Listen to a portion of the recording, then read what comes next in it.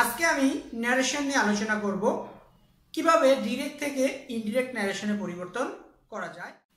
এখন আমি ইন্টারোগেটিভ সেন্টেন্সের ডিরেক্ট থেকে ইনডিরেক্টে পরিবর্তন করার নিয়ম নিয়ে আলোচনা করব। ইন্টারোগেটিভ সেন্টেন্সের ডিরেক্ট থেকে ইনডিরেক্ট করতে গেলে রিপিটিং ভার্ব said to এর পরিবর্তে said to অথবা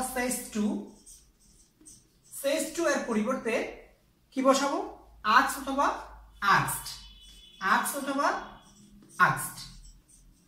যদি past tense হয় তাহলে past form, যদি present tense হয় তাহলে present form। যদি says to থাকে তাহলে হবে asked, আর যদি said to থাকে তাহলে asked। প্রেজেন্ট ফর্ম হলে প্রেজেন্ট, পাস্ট ফর্ম হলে পাস্ট। তাহলে এই হচ্ছে এনকোয়ার অফ ডিমান্ডেড অফ। তাহলে রিপোর্টিং ভার্ব said to এবং says to এর পরিবর্তে asked অথবা asked আসবে। যদি প্রেজেন্ট ফর্ম হয় তাহলে প্রেজেন্ট টেন্স হবে, আর পাস্ট ফর্ম হলে পাস্ট টেন্স হবে। আর রিপোর্টিং ভার্ব এবং রিপোর্টেড স্পিচকে কি দ্বারা যোগ করতে হবে? ইফ অথবা হয় দ্বারা এই দুটো দ্বারা যোগ করতে হবে। যদি সেটা অক্সিলারি ভার্ব দিয়ে শুরু হয়, যদি সেন্টেন্সটি হয় অক্সিলারি ভার্ব যুক্ত, তাহলে আমরা রিপোর্টিং ভার্ব এবং রিপোর্টেড স্পিচকে ইফ অথবা হয় দ্বারা যোগ করব। আর যদি ডাব্লিউএস ওয়ার্ড যুক্ত কোনো ইন্টারোগেটিভ সেন্টেন্স হয়, তাহলে সেখানে ইফ বা হয় দ্বার বসবে না, সেখানে ডাব্লিউএস ওয়ার্ডই বসবে। এখন একটা সেন্টেন্স নিয়ে আলোচনা করি। হি said to me are you ill?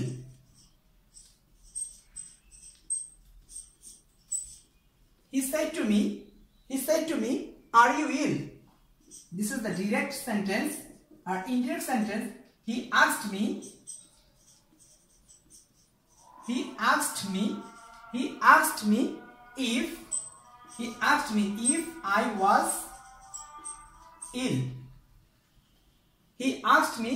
I was ill.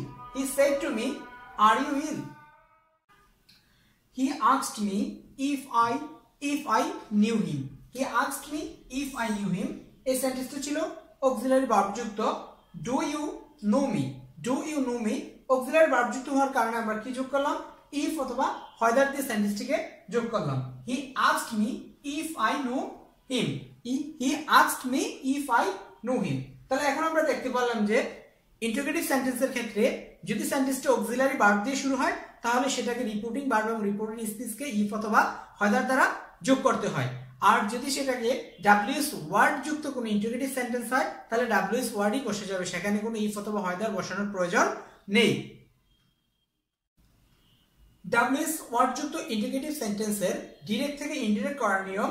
WS word যুক্ত যদি ইন্টারোগেটিভ সেন্টেন্স হয় তাহলে সেখানে ডাব্লিউএস ওয়ার্ডই বসবে, সেখানে কোনো পরিবর্তন হবে না। সেখানে রিপোর্টিং ভার্ব এবং রিপোর্টেড স্পিচকে অন্য কোনো ওয়ার্ড দ্বারা যোগ করতে হবে না, ডাব্লিউএস ওয়ার্ড নিজেই সেখানে লিঙ্কার হিসাবে বসে যাবে। যেমন he said to me what is your name? এই said to এর পরিবর্তে আসবে কি? he asked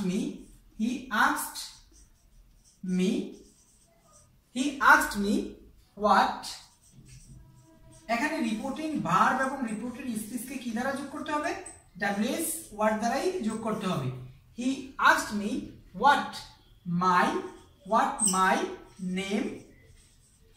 my name was।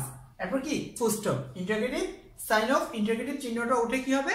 Full stop হবে। কারণ মনে রাখতে হবে প্রত্যেকটা সেন্টেন্সই ডিরেক্ট থেকে ইনডিরেক্ট হওয়ার পর সেটা অ্যাসার্টিভ সেন্টেন্সে পরিবর্তন হয়। তাহলে he asked me what my name was, সে আমাকে জিজ্ঞেস করেছিল যে আমার নাম কি ছিল। He said to me where are you going? তাহলে হবে কি? হি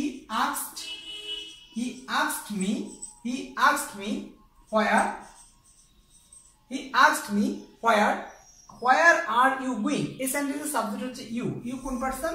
সেকেন্ড পারসন হলো রিপিটিং ভার্বের অবজেক্ট হচ্ছে মি এর সাবজেক্টিভ ফর্ম হচ্ছে আই। তাহলে where I was going এই সেন্টেন্সটা ছিল প্রেজেন্ট কন্টিনিউয়াস টেন্স, এটা হয়ে গেল পাস্ট কন্টিনিউয়াস টেন্স।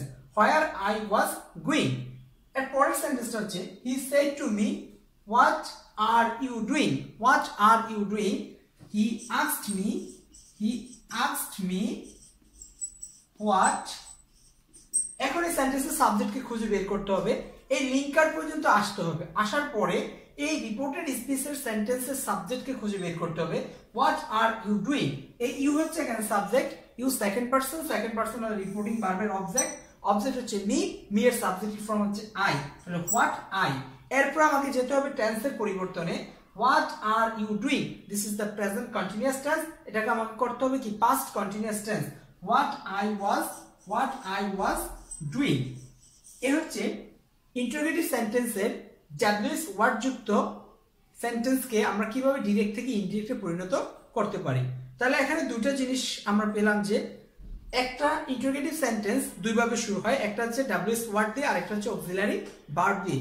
যদি সেন্টেন্সটা অক্সিলারি ভার্ব যুক্ত হয় তাহলে আমরা রিপোর্টিং ভার্ব এবং রিপোর্টেড স্পিচকে ইফ অথবা হয়দার দ্বারা যোগ করব, আর যদি সেন্টেন্সটি ডাব্লিউএস ওয়ার্ড যুক্ত হয় তাহলে সেখানে ডাব্লিউএস ওয়ার্ডই বসে যাবে। এভাবে আমরা একটা ইন্টারোগেটিভ সেন্টেন্সকে ডিরেক্ট থেকে ইনডিরেক্টে পরিণত করতে পারি। এবং টেন্স এবং পার্সনের পরিবর্তন প্রত্যেকটা সেন্টেন্সে একই রকম হবে, কিন্তু ইম্পারেটিভ সেন্টেন্সে কি টেন্সের এবং টেন্সের পরিবর্তন হয় না, এটা মনে রাখতে হবে।